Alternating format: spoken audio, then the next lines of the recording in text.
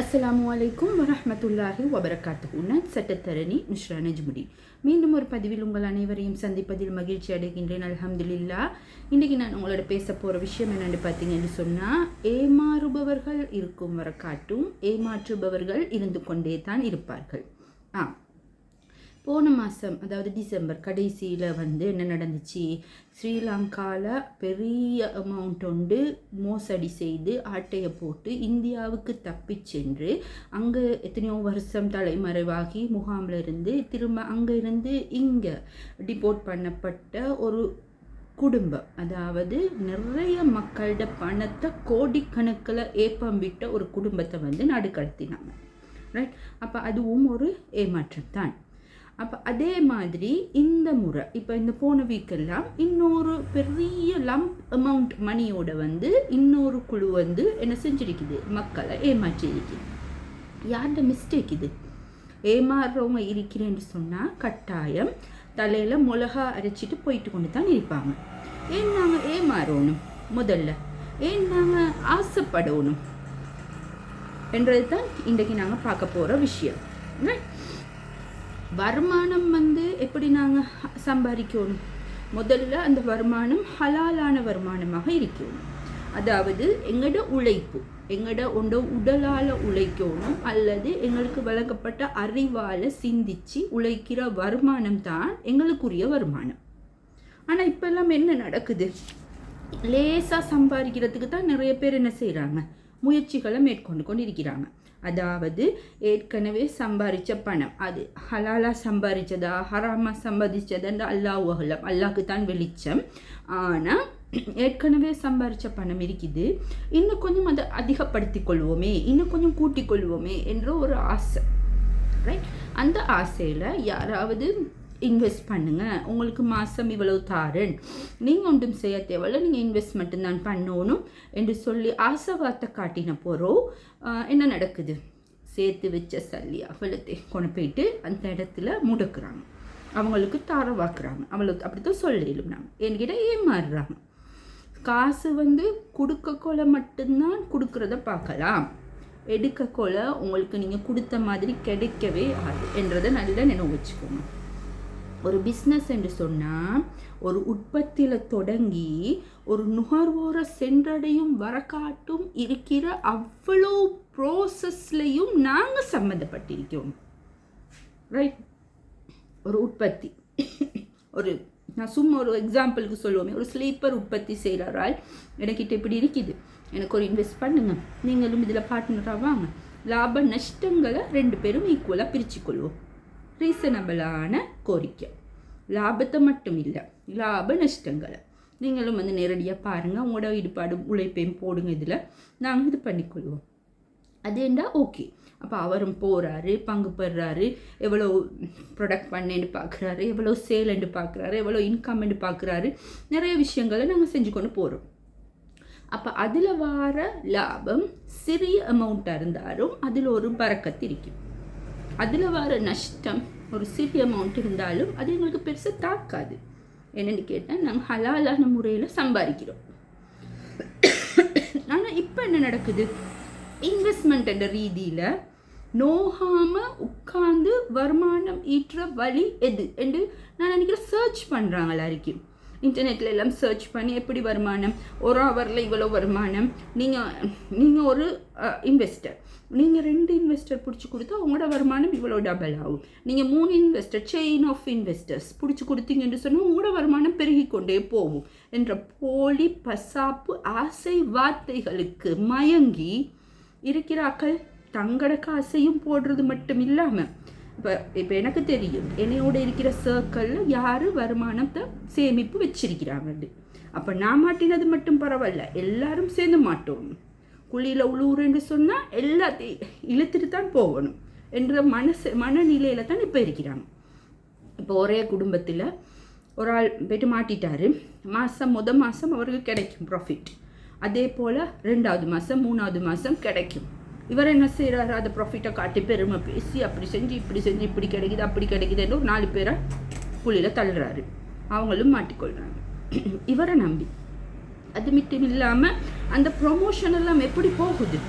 இஸ்லாமிய ரீதியில் பெரிய பயான் எல்லாம் வச்சு உம்ராக்கு போயிட்டு அங்கேருந்து லைவ் போட்டு இப்படி பரக்கத்தான தொழிலில் நீங்கள் ஈடுபடுங்கன்ற லைவ் போட்டு மக்களை ஏமாற்றி பள்ளியில் இருக்கிற மௌலவியை பிடிச்சி ஊரில் இருக்கிற பெரிய ஆளை பிடிச்சி அவங்களுக்கெல்லாம் வருமானம் கொடுத்து ப்ரொமோஷன் பண்ணி ஒரு ஊரையே கொள்ளையடிச்சிட்டு போகிறதுக்கு வழி வகுத்து கொண்டு இருக்குது. உங்களுக்கு தெரியும், அல் குர்ஆனில் ஹதீஸ்களில் இந்த வட்டி என்றதை பற்றி எவ்வளோ நுணுக்கமான விஷயங்கள் வந்திருக்குது. பெரும் பாவங்கள். அடுத்தது வட்டி எடுக்கிறது, அதாவது தன்னிட உழைப்பு இல்லாமல் வார எந்த வருமானமும் தான் கொடுத்த கடனுக்கு மேலதிகமாக பெறதும் சரி, உழைப்பில்லாமல் வார எந்த வருமானமும் வட்டி தான் ஜென்ரலாக, ரைட்? அப்போ வட்டி நாங்கள் வட்டியோட கொடுத்தாலோ எடுத்தாலோ எழுதினாலோ சம்மந்தப்பட்டாலோ எல்லாம் அல்லாவோட போர் தொடுக்கிறதுக்கு சமன். அது மட்டும் இல்லாமல் ஒரு காலம் வரும், அந்த காலத்தை வட்டியை வேறு வேறு பேர் சொல்லி அழைப்பாங்க என்றெல்லாம் எங்களுக்கு ஹதீஸ் குர்ஆன் வசனங்கள் எல்லாம் இருக்குது. அப்போ இப்போ என்ன செய்கிறாங்க? அக்ரிமெண்ட் எப்படி போடுறாங்க? அரபிக் வேர்ட் பிஸ்மில்லாஹிர் ரஹ்மானிர் ரஹீம், அரபிக் வேர்ட். வட்டிக்கு அரபிக்கில் என்னென்ன வேர்ட் வருதோ அதெல்லாம் போட்டு, இன்வெஸ்ட்மெண்ட் ப்ராஃபிட் எல்லாம் போட்டு அரபிக் வேர்டு எல்லாம் போட்டு மயக்கமாக ஏமாத்துகிற மாதிரி எல்லாம் சைன் பண்ணி பெரிய ஒரு 10-15 தாள் பெரிய பிஸ்னஸ் அக்ரிமெண்ட்டும் சரி அப்படி வராது, ஏமாத்துறதுக்கு அப்படி அக்ரிமெண்ட் ஒரு 15-20 தாளில் ஒரு அக்ரிமெண்ட் ஒன்றை போட்டு சைன் பண்ணுறது நாங்கள் மட்டும்தான், எடுக்கிறவன் சைன் பண்ண மாட்டேன். மக்களை மடையனாக்கன்னு நினச்சிட்டான் என்று சொன்னால் நிச்சயமாக மடையனாக்கொண்டு போயிட்டுருவான். இன்னொரு விஷயம் பாருங்கள், இது ஒரு வகை ஆசை, ரைட்? இன்னொரு விஷயத்தை பாருங்கள், ஒரு ஆளை பரட்டி போடுற 3 விஷயங்கள் எல்லாருக்கும் தெரிஞ்ச விஷயம்தான். ஒன்று மனைவி, அடுத்தது வீடு, அடுத்தது வாகனம்.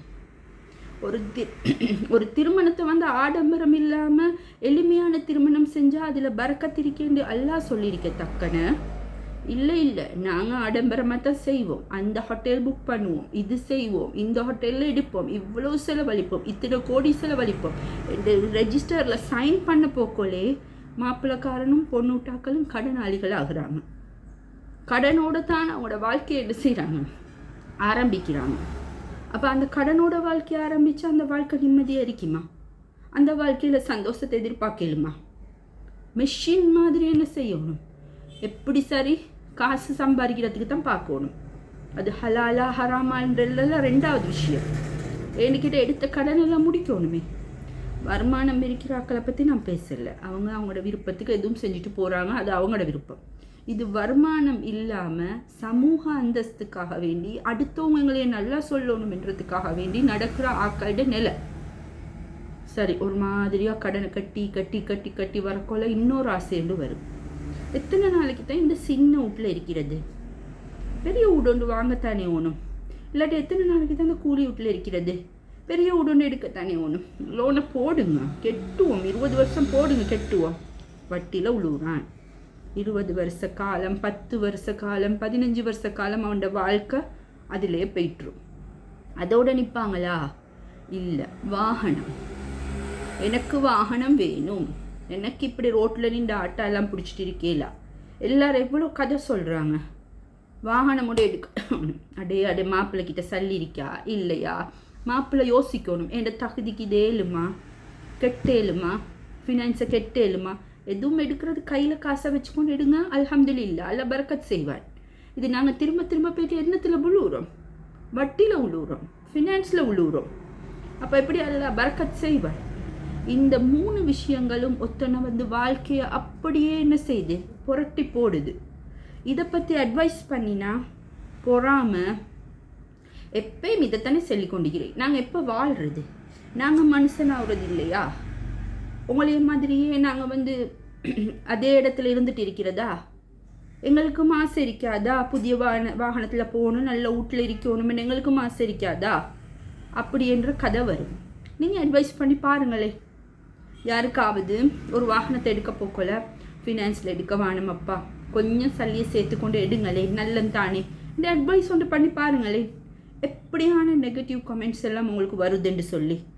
ஆகவே ஏமாத்துறது, தானாக போய்ட்டு குழியில் விழுவுறது, இது ரெண்டும் இப்போ வந்து நடந்துகிட்டே இருக்குது.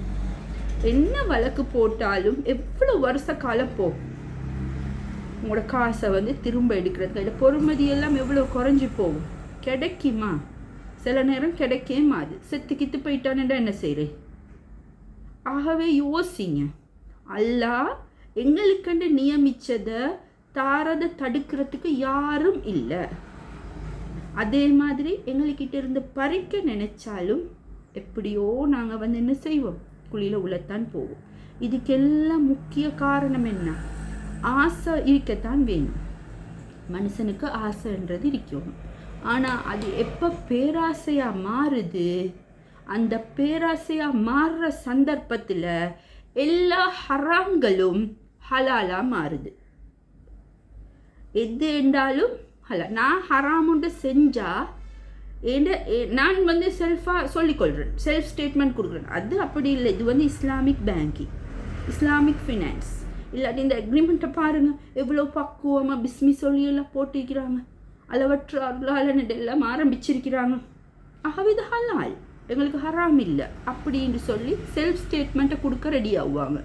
ஆகவே ஆசை பேராசை ஆகும் போது ஹராம் எல்லாம் ஹலாலாக மாறுகின்றது. இந்த நிலையிலிருந்து என்னையும் எங்களோட சமூகத்தையும் அல்லாஹ் பாதுகாக்கணும். அதுதான் நாங்கள் வேண்டிக் கொள்ளணும். என்னென்று கேட்டால், வட்டி தண்டனை எவ்வளோ பெருசுன்னு சொல்லி படிக்கிறோம், எல்லாம் செய்கிறோம். அதோட காற்றுல பறந்து போகுது. எதிர்காலத்தில் மஷரில் மண்ணறையில் அதோட வேதனைகளை நாங்கள் உணர்ந்தோம் என்று சொன்னால் அந்த பக்கமே நாங்கள் என்ன செய்ய மாட்டோம், போக மாட்டோம். ஆகவே வளர்ந்து வர பிள்ளைகள் வந்து தெளிவடைங்க, பேராசப்படவான. உங்களுக்கு ஹலாலாக நீங்கள் சம்பாதிக்கிறத 10 வேலைண்டாலும் செய்யுங்க, பரவாயில்ல. டயர்டாகுங்க, பரவாயில்ல. பார்ட் டைம் செய்யுங்க, பரவாயில்ல. ஹலாலாக சம்பாதிங்க. ஏசியில் உட்காந்துட்டு ஓசி சல்லி எடுக்கிறதுக்கு முயற்சி மேற்கொள்ள வானம். எங்களோட சின்ன பிள்ளைகளே, வளர்கிற நேரம் நல்லா வளருங்க. சின்னத்திலே அந்த எண்ணங்களை வந்து நாங்கள் உட்புகுத்தினோம் என்று சொன்னால் பெருசாவினாலும் யாருடையும் இதுக்கு ஆசை வராது எங்களுக்கு. ஆகவே மீண்டும் ஒரு பதிவில் உங்களை சந்திக்கும் வரை அஸ்ஸலாமு அலைக்கும் வரஹ்மத்துல்லாஹி வபரகாத்துஹு.